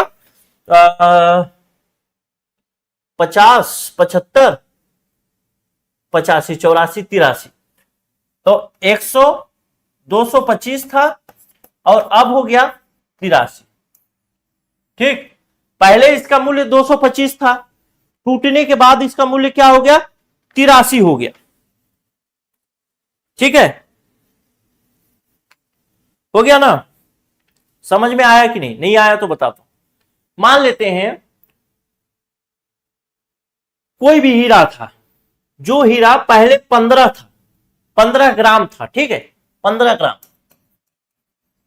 अब इस 15 ग्राम के हीरे को तोड़ दिया गया, तोड़ने के बाद इस हीरे को 3:5:7 में तोड़ा गया, तो पहला हीरा जो बना वो 3 ग्राम का बना, दूसरा हीरा 5 ग्राम का और तीसरा हीरा 7 ग्राम का बना। इस प्रकार से हीरे का जो है वजन छोटा हो गया।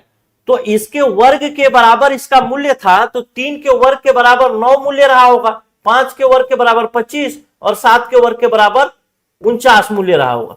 उसी प्रकार से 15 के वर्ग के बराबर कितना रहा होगा 225 मूल्य रहा होगा। यही चीज यहां पे बताया गया है। क्लियर है? चलिए अब आगे की बात देखते हैं।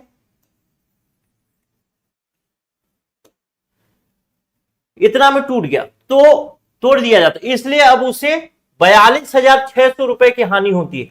तो ये जो गैप है ना, इसके वजह से उसको 42,600 रुपए की हानि हो जाती है। तो 225 माइनस 83 गैप करते निकाल देंगे तो कितना हो जाएगा, ये हो जाएगा 2 और ये हो जाएगा आपका 12, 11, 11 में 8 नहीं 12, 12 में 8 गया 4 और यहाँ पे ये 142 का जो फर्क है, ये 142 का फर्क 42,600 रुपए के बराबर है।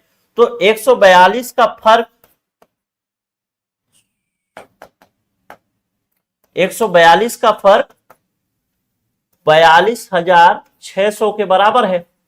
ठीक, तो अगर 142 के वैल्यू को बढ़ा करके हमको 225 यानी पुराने हीरे का मूल्य निकालना है, हमको हीरे का वास्तविक मूल्य यानी पुराना कितना था, तो 142 के फर्क की वजह से 42,600 रुपए का फर्क पड़ रहा है। तो 225 के लिए कितना हो जाएगा, तो इसको कैलकुलेट कर देंगे। अगर यहीं पे 142 से काट करके तो 1 यूनिट के लिए निकल जाएगा। 1 यूनिट के निकालने के लिए 1 एकम 1, ये हो जाएगा आपका 4, 3 से 2 कितना हो जाएगा, 2 तिहाई 6, 2 ये हो जाएगा आपका 142, ये हो जाएगा ये हो जाएगा आपका 300। ठीक, काटेंगे तो 300 आएगा। अब 1 यूनिट बराबर कितना हो जाएगा, 300 हो गया। तो 125 यूनिट बराबर कितना हो गया, 300 से गुणा कर दिए, कितना आ जाएगा, 3 पचे 15 के 5 हासिल 1, 3 दूना 6 और 1 7, 3 दूना 6 और डबल 0, 6,75,000 नहीं कितना हो जाएगा, हाँ 6 इकाई दहाई सैकड़ा हजार 10,000, 67,500, 67,500 ऑप्शन नंबर सी आंसर हो जाएगा। बहुत आसान प्रश्न है। अगला प्रश्न देखते हैं।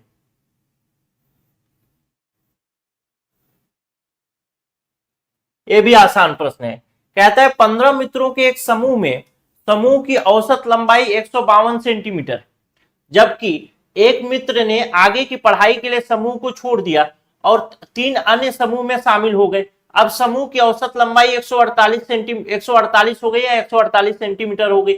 समूह को छोड़ने वाले व्यक्ति की लंबाई क्या थी, यदि समूह में शामिल होने वाले तीनों व्यक्तियों की कुल लंबाई 362 सेंटीमीटर है तब। ठीक है, चलिए देखते हैं, निकालते हैं। कहता है 15 मित्र थे, 152 सेंटीमीटर औसत लंबाई थी, तो इनकी कुल लंबाई कितनी थी, तो 15 गुणे 152 बराबर कितना हो जाएगा, 15 दूना 30 के 0 हासिल 3 और 15 एकम 15 और 3 18 के 8 हासिल 1 और नहीं कितना हो जाएगा, एक गड़बड़ हो गई, कैलकुलेट करेंगे तो 15 दूना 30 के 0 हासिल 3, 15 पचे 75 और 3 78 के 8 हासिल 7 और 15 एकम 15 और 7 22, यानी 2280 सेंटीमीटर कुल लंबाई थी पहले उनकी। ठीक है, पहले कितनी थी, 2280 सेंटीमीटर थी और अब कितनी हो गई, तो अब उसमें से एक मित्र चला गया तो मित्रों की संख्या कितनी बच गई, 14, लेकिन 3 और लोग आ गए तो 3 लोग और जुड़ गए तो कितने हो गए, 17। तो 17 लोग जब हुए तो उनकी औसत लंबाई कितनी हो गई, 148 हो गई। तो 148 गुणा कर देंगे कितना आ जाएगा, 2100 कुछ आएगा, नहीं 2500 कुछ, गुणा करेंगे तो कितना आ जाएगा, 2516 आ जाएगा। ठीक, इसके और इसके बीच में गैप कितना है, तो गैप है आपका 2516 हुआ ना, 2516 हो गया।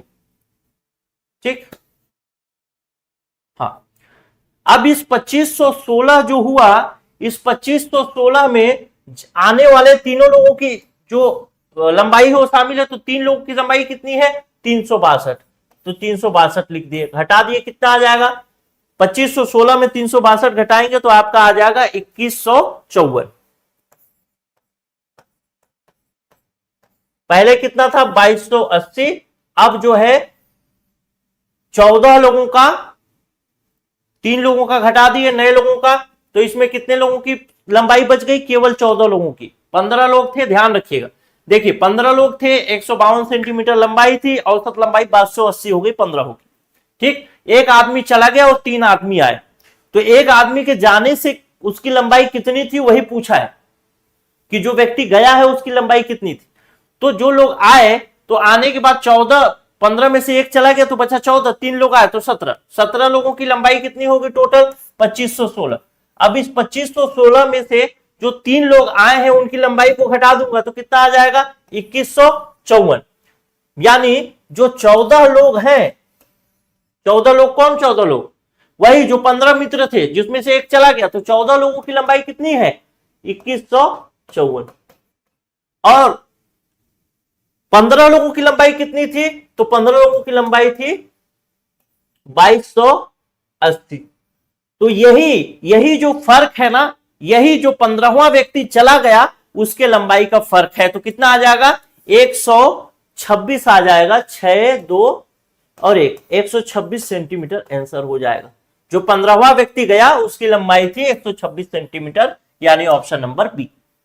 ठीक, चलिए अगला प्रश्न देखते हैं। क्वेश्चन नंबर 13 कहता है, क्या कहता है क्वेश्चन नंबर 13? क्वेश्चन नंबर 13 कहता है कि आंकड़ा दिया गया है और इस आंकड़ा के लिए आपको माध्यिका निकालना है। तो माध्यिका निकालने के लिए फॉर्मूला होता है, उसी फॉर्मूला से निकाल सकते हैं आप। इस मतलब वो उसका प्रश्न है सांख्यिकी का। माध्यिका बराबर होता है आई प्लस, क्या होता है? I plus i plus i plus i plus n/2 minus CF upon F। अच्छा, n/2 माइनस CF, अब पूरे का अपॉन F, और इसका गुणा हो जाएगा फिर H से।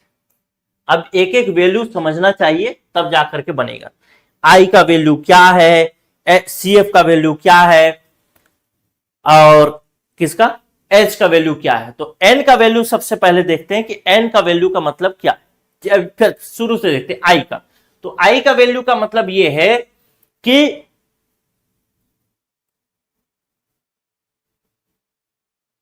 जो भी, हाँ, I का वैल्यू का मतलब यह है कि जो भी बीच वाला पॉइंट है, इसमें 5 है, 5 है ना, 1 2 3 4 5, जो बीच वाला जो है उस बीच वाले का पहला, इसको बोलेंगे आप आई। ठीक, एन का वैल्यू अगर आपको निकालना है कि एन का वैल्यू क्या है, तो एन का वैल्यू हो जाएगा, इसको टोटल करेंगे 200 200 ऐसे करके तो 400 आ जाएगा एन का वैल्यू। इसका एन का वैल्यू आएगा 400। कैलकुलेट करिएगा आप लोग, इतना लंबा नहीं पता। ठीक, एन का वैल्यू हो जाएगा 400। CF मतलब 130 हो जाएगा, और F बराबर भी हो जाएगा 130, ये बीच वाला। ठीक, CF 130, F बराबर भी 30, और एक चीज बच जाता है जो है H का वैल्यू हो जाएगा आपका 10, क्योंकि 10 का गैप है, 60 70 70 80 में सब में 10 का गैप है, तो H बराबर हो जाएगा 10। अब इसी को कैलकुलेट कर देना है। I का वैल्यू कितना आया है? I का वैल्यू है 180 प्लस N का वैल्यू 400, यहां पे लिखा है, काट देंगे तो 200। n/2 का वैल्यू दे रहा है ना, ये ध्यान रखिए। n/2 मतलब 400, नमस्कार 400 n का वैल्यू बाई 2, कर रहा हूँ। फिर माइनस CF है, तो CF कितना है? CF है 130 आपने पेपर बटे में F है 130, कैसा रहा? गुड़े में H है, H का वैल्यू है 10, बस कैलकुलेट कर देना है। कितना हो जाएगा? 180, यहाँ पे हो जाएगा आपका मैं मानता हूँ 200, लेकिन आपने तो कोर्स और ये हो जाएगा तो हो जाएगा 70, 200 में 130 70 बटे 130 गुड़े 10। फिर से कैलकुलेट करेंगे तो कितना आ जाएगा? ये आ जाएगा आपका 0 से 0 कैंसिल हो जाएगा, 13 एक कम 13, 13 पचे 65, बच जाएगा 50, 5 0, 13 तिया 39, 13 चौको 52, 13 तिया 39, 3 बार जाएगा तो 180 लगभग 3 3 3 ऐसे करके आएगा। तो इसको आप 39 ऐसा करके आएगा, ठीक है। तो आप इसको लगभग इसको 5.4 भी ले सकते हैं, 5.3 भी ले सकते हैं, उत्तर के अनुसार है 5.4, 5.3, 5.2, नहीं 5.2 नहीं ले सकते, 5.3 या 5.4 ले सकते हैं। इसको कैलकुलेट करेंगे, पूरा नहीं जा रहा भाग, तो 180, अच्छा यहाँ पे धन का चिन्ह, धन छूट गया था, तो 5.33 बराबर हो जाएगा 180, 185.33 या 185.4, दोनों में से जो भी आंसर होगा 185.3 होगा तो वो लेंगे, 4 होगा 4, ऑप्शन नंबर बी हो जाएगा। ठीक, चलिए अगला प्रश्न देखते। जो प्रश्न नहीं आएगा समझ में वो नीचे कमेंट कर दीजिएगा, नेक्स्ट वीडियो में समझा दूंगा फिर। अगला प्रश्न देखते हैं। अगला प्रश्न कहता है कि सचिन की शादी 21 वर्ष पहले हुई थी, उसकी वर्तमान आयु शादी के समय से उसकी आयु की 7/4 गुना है। यदि सचिन 18वें जन्मदिन पर उसका भाई उसके 4 वर्ष छोटा था तो सचिन के भाई की आयु ज्ञात करना है। तो कहना है 21 वर्ष पहले हुआ था, तो हम मान लेते हैं कि 21 वर्ष पहले उसकी आयु पहले आयु जो थी वो x थी। अब वर्तमान में उसकी आयु कितनी हो गई है, इसी x का 7/4 हो गया, तो वर्तमान कितना हो गया, हेलो 7x/4 हो नमस्कार, हो गया। एनालाइजर ऐप से बात कर रहा यदि हूं। सचिन 18वें जन्मदिन पर, ये तो अलग बात है, ठीक है। तो अब सचिन का जो वास्तविक आयु है वो निकाल लेंगे, तो हम उसके भाई को 4 साल छोटा कर देंगे तो बात बन जाएगी, ठीक है। हमेशा वो 4 साल छोटा ही रहेगा, आज 3 साल बाद 4 साल बाद 55 साल का हो जाए सचिन, 60 साल का हो जाए तो भी उसका भाई क्या होगा, 4 साल छोटा ही होगा। तो 21 वर्ष पहले x थी, आज इसकी आयु 7x/4 है।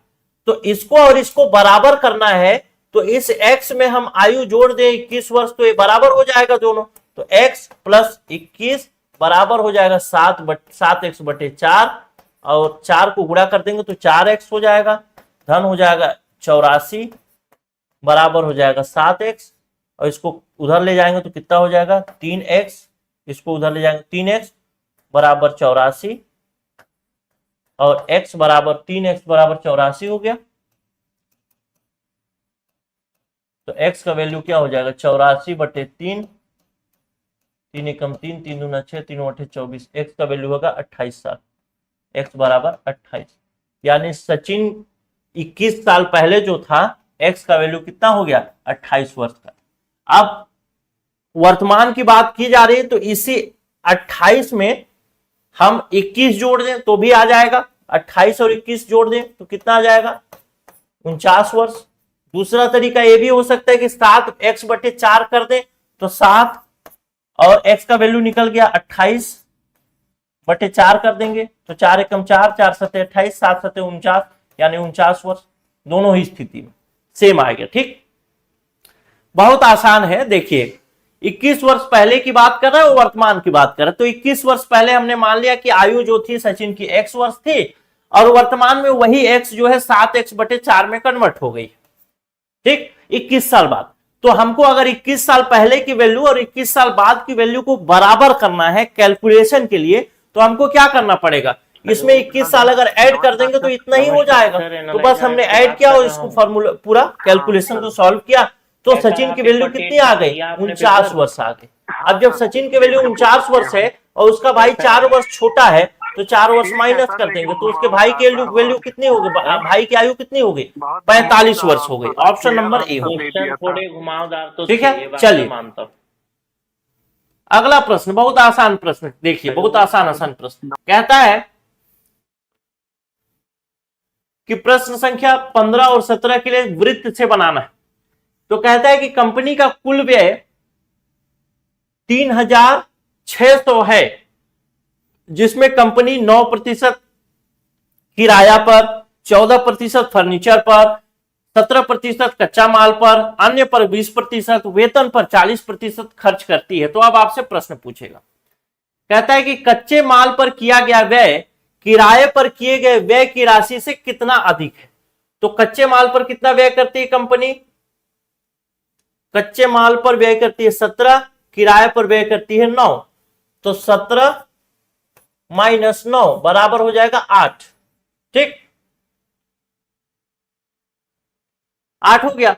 अब कहता है कुल व्यय इतना है, तो कितना हो जाएगा 1 3 6 0 0 0 बटे 100 नमस्कार गुणे 8 नमस्कार कर देंगे, सर, आंसर आ जाएगा एनालाइजर 0 ऐप से 0 बात 0 कर रहा 0 हूं। 8 6 48 के 8 हासिल 4, 8 3 के 24 और 4 28 के हेलो। 8 हासिल 2 नमस्कार और सर, 8 एकम एनालाइजर 8 ऐप से और बात 2 कर रहा हूँ। 10 हाँ। और 0 यानी कैसा रहा पेपर टेट का? दिया आपने पेपर? 10,880 आंसर आएगा पहले वाले क्वेश्चन का। कैसे रहा? बना, चलिए फिर से देखते हैं। कच्चे माल पर किया गया व्यय, कच्चे माल पर 17% व्यय करती है, किराए पर कितना व्यय करती है 9%, गैप कितना है 8%। ठीक, तो ये 8% जो है वही अंतर है। तो 8% अंतर निकालने के लिए कुल व्यय करती है 1,36,000 रुपए। तो 1,36,000 रुपए का 8% निकालेंगे तो कितना आ जाएगा, ये आ जाएगा और यही आंसर हो जाएगा। कौन सा हो जाएगा, ऑप्शन नंबर बी हो जाएगा आंसर। अगला प्रश्न देखिए, क्वेश्चन नंबर 16। हाँ सर, टेट का पेपर दिया हूँ। कैसा रहा? ठीक है सर, लेकिन घुमाओ फर्नीचर तथा अन्य पर कंपनी द्वारा किया गया कुल व्यय बताइए। फर्नीचर और अन्य पर, तो फर्नीचर पर कितना है 14%, तो थे अन्य पर कितना है 20%, टोटल कितना हो गया 34%। फर्नीचर और अन्य को मिलाकर के 34% व्यय करता है। तो बोलना है इसी का, इसका 34% निकाल देना, तो कितना हो जाएगा 36,000 का 34%। 0 0 0 0 कैंसिल कर दीजिए, इसको कैलकुलेट करिएगा, आएगा आंसर लगभग अभी बिलासपुर इसको निकाला भी जिला था कहीं लेकिन पे? अभी पेंडा जीपीएम जिला बना है। नहीं, चलिए कैलकुलेट कर ही लेते वही में रहते हैं। जी सर। जी जी, ठीक है। 34 गुणे चलिए, ठीक है, बहुत 360 बधाई कैलकुलेट कर हो लेते जाए आपका सिलेक्शन इस बार टेट में। 1360 और सहायक गुणे 34 कर लेते हैं। 4 6 24 के 4 हासिल 2, 4 या 12 और 2 14 के 4 हासिल 1, 4 एकम 4 और 1 5, फिर 3 एक अंक के नीचे काट कूट, तो 3 6 18 के 8 हासिल 1। हेलो, नहीं, यहाँ पे काट कूट होगा। नमस्कार सर, एनालाइजर ऐप से बात कर रहा हूँ। 3 6 18 के 8 हासिल 1, 3 3 9 1 10 के 0 हासिल 1, 3 एकम 3 और 1 4 और 1 इसको जोड़ देंगे 4 8 4 12 के 2 हासिल 1 और ये हो जाएगा 6 और ये हो जाएगा 4 और यहाँ पे 0 लग जाएगा 46,240 रुपए। सही आंसर हो जाएगा, क्या हो जाएगा 46,240 रुपए, ऑप्शन नंबर। अगला प्रश्न कहता है, क्या कहता है, वेतन पर किए गए व्यय तथा किराए पर किए गए व्यय का चलिए ठीक है, बहुत अनुपात क्या होगा। तो वेतन पर कितना व्यय करते हैं 40%, में फिर झंडे किराए पर कितना करते हैं 9%। यही उत्तर हो जाएगा 40:9। पहले अगर चाहें तो 40% कितना होता है इसका निकालिए, 9% कितना होता है उसका निकालिए, फिर काटिए, काट पीट के इतना ही उत्तर आएगा। ठीक, चलिए अब अगला प्रश्न देखते हैं। क्वेश्चन नंबर 17 हो गया, क्वेश्चन नंबर 18 देखते हैं। क्वेश्चन नंबर देखने में 18 थोड़ा कठिन मालूम होता है, लेकिन है बिल्कुल आसान, बिल्कुल आसान है, देखने बस में कठिन मालूम होता है।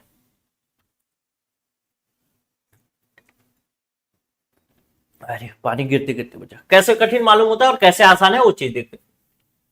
कहता है 165 का स्क्वायर 27,225 है। ठीक, तो इसका वर्ग जो है वो इतना है। जो भी है इसका कोई मामला ही नहीं, ये प्रश्न में आपको केवल भटकाव के लिए दिया है, इसका कोई मामला नहीं है। पूछता है कि under root 272.25 plus under root 2.725 plus 0 मतलब डेसिमल अंडर रूट में 0.27255 है। तो बताइए कि इसको बताना है, बस इसको जोड़ करके इसका आंसर क्या होगा। तो बस इसमें आपको लेकिन वर्गमूल निकालना आना चाहिए, बाकी कोई मामला नहीं। आपको क्वेश्चन क्लियर है? वर्गमूल निकालो। वर्गमूल कैसे निकालते हैं दशमलव वाले का, वो देखते हैं। पहला वर्गमूल निकालते हैं 272.25। वर्गमूल निकालने के लिए भाग विधि से जब वर्गमूल निकालते हैं तो बहुत आसान है। पहला क्या करते हैं, हम जोड़ी बनाना शुरू करते हैं। दशमलव के उस पार जो जोड़ी बनेगा वो इस दिशा से बनेगा, इस पार जो बनेगा वो इस दिशा से बनेगा। जोड़ी कितना बनाना है, 2 का। तो पहला जोड़ी ये बना दिया, दूसरा जोड़ी ये बना दिया, और इधर से बनेगा तो एक ही जोड़ी बनेगा। ठीक है, चलिए शुरू करते हैं। एक क्वेश्चन अलग पहले वाले को भाग देंगे, तो ये 2 को ऐसी एक संख्या से भाग देना है सेम क्वेश्चन पूछा है जिसका वर्ग 2 से ज्यादा ना हो। तो वो संख्या क्या है, 1 का वर्ग करेंगे तो 1 ही आएगा, लेकिन 2 का वर्ग कर देंगे तो 4 आ जाएगा, जो कि 2 से बड़ा हो जाएगा। तो यहाँ पे लिख देते हैं 1 और 1 एकम 1, यहाँ पे 1 लिख दिया। यहाँ पे हो गया क्या, क्वेश्चन पूछा है, माइनस करेंगे तो 1 आएगा। तो और इस 1 को यहाँ पे लाके यहाँ पे जोड़ देंगे, यहाँ पे आ गया 2। जो बच्चे उनका और यहाँ से अब उतरेगा तो सीधे जोड़ी उतरेगा, एक नहीं उतरेगा, एक अंक नहीं उतरेगा। जोड़ी कितना है, 72 को 4 का कोर्स में पढ़ाने का कोई मन। अब यहाँ पे 2 है। अब एक ऐसी संख्या से गुणा करना है, यहाँ पे एक ऐसी संख्या रखूं, जैसे 5 रख सकता हूँ, 6 रख सकता हूँ, कुछ भी संख्या रखूंगा। ऐसी संख्या मेरे को रखना है जिस संख्या को गुणा करूं तो इससे ज्यादा ना हो। जैसे यहाँ पे 2 है, 2 के सामने 1 रखूंगा, तो फिर मेरे को इसको गुणा किससे करना पड़ेगा, 21 से ही गुणा करना पड़ेगा, यानी उसका पूरा वर्ग करना पड़ेगा। यहाँ पे जो भी संख्या रखूंगा उसका वर्ग करूंगा, और उसका वर्ग इससे ज्यादा नहीं होगा। कौन सी संख्या रख सकता हूं? नमस्कार सर। नमस्कार सर, एनालाइजर है। कौन सी संख्या रख सकता हूं? 5 रख के देखते हैं। कैसा रहा पेपर टेट का, दिया आपने पेपर? हाँ सर, वर्ग करूंगा नहीं, उसी से गुणा करूंगा, तो 25 को गुणा करेंगे 5 से। यहाँ पे जो संख्या रखूंगा उसी संख्या से उसको गुणा करूंगा। जैसे 5 रखूंगा तो 5 से गुणा करूंगा, 4 रखूंगा तो 4 से गुणा करूंगा। तो यहाँ पे पहले 5 रख के देखता हूँ। तो 5 × 25 के 5 हासिल 1, 5 गुना 10 और 1 के बाद भी आपको क्वेश्चन घुमा 5 × 2 12, 125, 125, 172 से नीचे है, ठीक है। अब देखते हैं 6 रख करके, तो 6 रखूंगा, बहुत ज्यादा इस बात लगा। 6 रखता हूँ, तो यहाँ पे हो गया 26। पेपर 1 के लिए गुणा किससे करूंगा, 6 से ही करूंगा। ठीक, तो 26 कोर्स दमदार है को 6 से गुणा किया तो कितना हो जाएगा, 6 × 36 के 6 हासिल 3, 6 दूना 12 और 3 15, 156। वो भी छोटा है। अब 7 रख के देखता हूँ, तो 2 7 पूरे 7 करता हूँ। 7 7 49 के 9 हासिल वहीं से 4, 7 दूना 14 और 4 ठीक है 18, 109। ये बड़ा हो गया, यानी यहाँ पे हमको रखना पड़ेगा 6, और यहाँ पे 6 रखा, 6 से गुणा किया तो कितना हो जाएगा, 156। ठीक, चलिए 156 हो गया। जो संख्या मैं यहाँ पे रखूंगा उसी संख्या से उसको गुणा करूंगा। 6 रखा तो 6 से गुणा किया। ध्यान रखिएगा, वर्ग वाला एक बता दिया था गलती से, तो गलत है। तो 12 में 6 गया 6, 12 में 6 गया 6, और यहाँ पे बचा आपका 1, तो 1 बच गया 16, और यहाँ पे 0। ठीक, अब चूंकि दशमलव वाला संख्या उतार रहा हूं, तो यहाँ पे दशमलव वाला संख्या उतारूंगा तो इससे इसको कुछ फर्क नहीं पड़ेगा, लेकिन यहाँ पे दशमलव लगा दूंगा फट से। तो दशमलव वाला संख्या उतार दिया कितना, 25। जोड़ी में उतरेगा 25 उतार। अब यहाँ पे कोई ऐसी संख्या रखूंगा जिस संख्या से गुणा करूंगा तो इससे ज्यादा ना हो। तो मैं एक संख्या रख देता हूं, 5 है तो यहाँ पे 5 रख लेता हूं। यहाँ पे 26 और 6 आ जाएगा ना, 26 और 6 कितना हो गया, 31। अब यहाँ पे एक ऐसी संख्या रखना है, 26 6 32 होगा ना, हाँ। अब यहाँ पे एक ऐसी संख्या रखना है, यहाँ पे इस जगह पे जिससे गुणा करूं तो इससे ज्यादा ना हो। तो मैं 5 रख के देखता हूं सबसे पहले, तो कितना है 3 2, यहाँ पे 5 रखूंगा, 5 से गुणा करूंगा, 5 × 25 के 5 हासिल 1 2, 5 दूना 10 और 2 12 के 2 हासिल 1, 5 तिया 15 और 1 16, यानी 1625 सेम आ गया। चलिए 1625, यहाँ पे 5 रख दिया, दशमलव के बाद 5 लगा दिया, यानी इसका वर्गमूल कितना हो गया, 16.5 हो गया। तो पहला वाले का वर्गमूल लिख लेते हैं भैया, 16.5। अब दूसरे वाले का वर्गमूल सेम उसी तरीके से निकालना है। 2.7225 सेम निकालेंगे। इधर जोड़ी बनाएंगे, पहले एक ही है, इधर से इस तरफ जाते जाएंगे बनाने, एक दो है। चलिए बनाना शुरू करते हैं। तो पहले एक से जाएगा, एक लिख दिया, यहाँ पे एक लिख दिया, यहाँ पे एक लिख दिया, 2 हो गया, यहाँ पे एक बचा, 7 2 उतारा, तू की दशमलव वाला उतारा, तुरंत दशमलव लगाया। किससे जाएगा फिर? 6 से जाएगा, कितना आएगा? 156 आएगा, 156 लिखा, 6 से गया, सॉरी दशमलव हट गया, 6 हो गया। ठीक, तो कितना हो गया? यहाँ पे 6 ऐड कर दिए तो 32 हो गया। अब यहाँ पे कितना बचेगा? 16 बचेगा। यहाँ पे उतारेंगे 25। अब किससे जाएगा? 5 से जाएगा सेम, तो यहाँ 5 रख दिए, तो इसका वैल्यू कितना हो गया? 1.65। ठीक, चलिए अब अगला वैल्यू देखते हैं।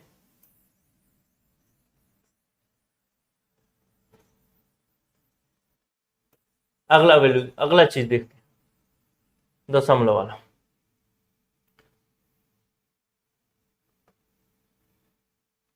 अगला वाला है 0,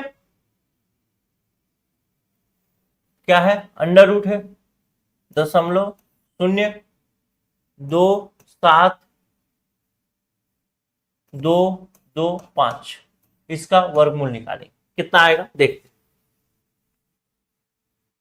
जोड़ी बनाते हैं, इधर से जोड़ी बनाना शुरू किया तो 0 का कोई वैल्यू नहीं, छोड़ दिया, ये बनाया, ये बनाया, ये बनाया। ठीक, चलिए करते हैं। नहीं 0 का वैल्यू है ना, 0 का वैल्यू है ना, दशमलव किस पार है, इसलिए यहां से बनाया, इस साइड बनाते जाना है, ये बनाया, ये बनाया। चलिए अब सबसे पहले किससे करेंगे वो? तो 0 से करेंगे, क्योंकि ये पहला संख्या है 0, नहीं सॉरी 2 से करेंगे, ये पहला संख्या 2, तो 2 से करेंगे, तो 2 का करेंगे तो किससे कर सकते हैं? 1 से करेंगे। चूंकि सारी चीजें दशमलव के बाद शुरू हो रही है तो हम पहले ही दशमलव लगा लेते हैं। यहाँ पे 1 आएगा, यहाँ पे 1 आएगा, यहाँ पे 1 आएगा, और यहाँ पे 2 आएगा। फिर सीधे उतरेगा क्या? 72। फिर कितना से जाएगा? 6 से जाएगा। अच्छा पहला वाला 1 लिखा, भूल गया ये वाला ना, 1, फिर दूसरा वाला 6 लिखना है, तो ये हो गया आपका 72, ये हो गया 156, 6 ऐड कर दिया, कितना हो गया? 132, सॉरी 132 बोल रहा हूं, 32। यहां बचा कितना? 16। अब अब सीधे उतरेगा 25, यहाँ पे कितना आ जाएगा? 5 से 1625, यहाँ पे आ जाएगा 5, तो इसका वैल्यू हो गया 0.165। बस अब इसको जोड़ देना है और आसानी से आपका उत्तर आ जाएगा। वर्गमूल निकालना है, अगर आता है तो 2 मिनट 2 सेकंड का उत्तर है, कोई बहुत लंबा नहीं है। मैं तो आपको बस समझाने के लिए एक एक पॉइंट को डील किया हूं, नहीं तो इतना भी लंबा नहीं। पहला ही उत्तर आया ना, तो उसके बाद ही दशमलव बढ़ता जाता, बस दशमलव ऐसे बढ़ाया तो वैसे ही दशमलव बढ़ता जाता, बाकी कोई फर्क नहीं था। तो कितना हो जाएगा? 16.5, फिर 1.65, फिर 0.165, जोड़ देंगे 5 6 5 11 के 1 हासिल 1, फिर यहाँ पे आ जाएगा आपका 6 6 12 13 के 3 हासिल 1।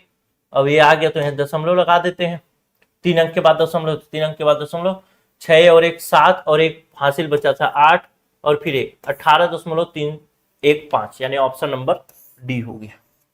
ठीक, चलिए अब अगला प्रश्न देखते हैं, जो कि मे भी आखिरी प्रश्न है इस वीडियो का। देखते हैं, कहता है कि 29 का घात 136 है, तो इकाई अंक संख्या बताइए। जब भी घात वाला प्रश्न पूछे और इकाई अंक का संख्या पूछे तो ध्यान रखिएगा, घात को सबसे पहले डिवाइड करिएगा 4 से, बस यही फॉर्मूला याद रखिएगा। घात को डिवाइड कैसे करना है 4 से? तो 136 घात है, इसको 4 से डिवाइड कर दिए तो कितना हो गया? 4 या 12, बचा 1, उतरा 6, 4 चौको 16। इससे कोई मतलब नहीं है, देख रहे हैं कि पूरा डिवाइड हो गया कि डिवाइड होके 0 बच गया। अगर डिवाइड होके शेष फल 0 बच रहा है तो इस 29 के घात में 4 लिख देना है, 0 बच रहा है तब। अब अगर यहां पे 1 बचेगा तो 29 के घात में 1 लिखना है, 2 बचेगा तो 29 के घात में 3, 2 लिखना है, 3 बचेगा तो 29 के घात में 3 लिखना है, बस ऐसे ही लिख देना। ठीक, तो चूंकि यहाँ पे 0 बचा तो 29 की घात में 4 लिख दिया। शेषफल कभी भी 4 नहीं बच सकता, क्योंकि शेषफल कभी भी भाजक से बड़ा नहीं हो सकता, तो 4 शेषफल नहीं बचेगा। 4 से बड़ा, 3 से बड़ा कोई भी शेषफल नहीं बचेगा, मतलब 4 से बड़ा। ठीक, तो 1 2 3 ही हो सकता है। तो 1 आएगा तो 1 लिखना है घात में, 2 आएगा तो 2 लिखना है, 3 आएगा तो 3 लिखना है, और 4 तो आएगा नहीं, 4 की जगह में 0 आएगा तो फिर 4 लिखना है। बस यही 4 ही अंक आपको याद रखने। अब देखिए, इसको अगर मैं मल्टीप्लाई करूं, 29 गुणे 29 गुणे 29 गुणे 29, 4 बार ऐसे ही करना है मेरे को मल्टीप्लाई, यही करना है, 4 बार मल्टीप्लाई करना है 29 गुणे 29 गुणे। तो सबसे पहली बात देखिए, कभी भी मैं मल्टीप्लाई करूंगा तो इसका इससे करूंगा, 9 का 9 से पहले करूंगा, तो 9 9 81। इधर जो भी आएगा उससे मामला नहीं है, इसका मल्टीप्लाई करूंगा, इधर जो भी संख्या आएगा उससे मतलब नहीं, हमको तो इकाई का अंक निकालना। इसको भी इससे करूंगा तो कितना हो जाएगा, 9 9 81। यानी दोनों को जब गुणा करूंगा तो आखिरी में एक एक आएगा ही, मतलब 81 81 आखिरी अंक होगा ही हर हाल में। ठीक, 29 का गुणा 29 से करूंगा तो इधर का जो अंक होगा, इधर वाला सबसे आखिरी अंक, वहां पे 81 लिखा ही रहेगा। तो जब इसको गुणा करके 81 आ सकता है, तो जब इसको गुणा करूंगा 1 का गुणा 1 से, तो भी आखिरी में क्या आएगा, 1 ही आएगा। तो आंसर क्या हो जाएगा, ऑप्शन नंबर ए हो जाएगा। क्लियर है। इसके आगे थोड़ा सा एक मैसेज है, वीडियो मैसेज कोर्स आदि के बारे में, जिसको आप लोग जरूर देखिएगा। 2 मिनट का समय लगेगा, 1 मिनट का, और फिर उसके बाद आप लोग फ्री। यहाँ ये कोर्सेस अभी चल रही हैं, ऑनलाइन कोर्स अवेलेबल है। ये सारे कोर्सेज जो होंगे रिकॉर्डेड फॉर्म में होंगे। जैसे छात्रावास अधीक्षक के लिए 3498 रुपए का फीस रखा गया है, जो कि अभी 1998 रुपए में मिलेगा। जिसके लिए व्हाट्सएप नंबर ये है 9617413676। इस नंबर पे आप चाहें तो व्हाट्सएप में मैसेज करिए कि हॉस्टल वार्डन का कोर्स ज्वाइन करना है, आप इस ऑफर में ले पाएंगे। दूसरा कोर्स है सहायक शिक्षक शिक्षक के लिए, जिसका फीस 3999 रुपए है, लेकिन ऑफर में ये 2499 रुपए में मिलेगा। इसके लिए व्हाट्सएप नंबर दूसरा है, यानी 9406412014। इसमें आप व्हाट्सएप करिएगा कि हमको आपको सहायक शिक्षक का लेना है या शिक्षक का लेना है। दोनों के लिए फीस अलग अलग है, आप दोनों भी ज्वाइन कर सकते हैं, दोनों का सिलेबस है तो फीस अलग। फिर एक बहुत महत्वपूर्ण पोस्ट है महिला पर्यवेक्षक, जिसका कि अभी कहीं सुगबुगाहट नहीं है, लेकिन ये पोस्ट आने वाला है। लगभग 200 के आसपास इसकी पोस्ट रहने की संभावना है। तो ये इसका फीस जो है थोड़ा बढ़ाया है इस बार हमने, 4499 रुपए, लेकिन अभी ऑफर में ये 2499 रुपए में मिलेगा। इसके लिए भी आप व्हाट्सअप कर सकते हैं 9617413676 में कि महिला पर्यवेक्षक का मुझे कोर्स लेना है। सबसे महत्वपूर्ण बात यह है कि इस कोर्स, सारे कोर्स के साथ आपको video class, PDF, test series सारी चीजें मिलेंगी, और साथ ही साथ कोर्स की वैलिडिटी जो होगी एग्जाम तक होगी। तो ये कोर्स की वैलिडिटी एग्जाम तक होना एक महत्वपूर्ण मुद्दा है, क्योंकि एग्जाम थोड़ा लेट लतीफ भी होता है, तो उस हिसाब से कोर्स की वैलिडिटी को भी हमने रखा है। दूसरी बात, ये जो सारे ऑफर हैं, ये सारे ऑफर जो हैं लिमिटेड स्टूडेंट के लिए हैं, यानी शुरू में जो स्टूडेंट ज्वाइन करेंगे उन्हीं को ये ऑफर मिलेगा। तो आप चाहें तो ज्वाइन कर सकते हैं। पिछले साल हॉस्टल सहायक शिक्षक में, शिक्षक भर्ती में अच्छा प्रदर्शन रहा, 66 से ज्यादा सिलेक्शन, 67 से ज्यादा सिलेक्शन, और महिला परीक्षक में भी 53 से ज्यादा सिलेक्शन हमारे यहां से हुए। सोचिए कि 400 पोस्ट थे, 400 में 53 सिलेक्शन एनालाइजर से हुए। तो आप अपना विचार कर सकते हैं, समय पर कोर्स ज्वाइन करिए। मेन होता है रिवीजन, अगर रिवीजन करेंगे जितना ज्यादा उतना ही बेहतर होगा। नमस्कार।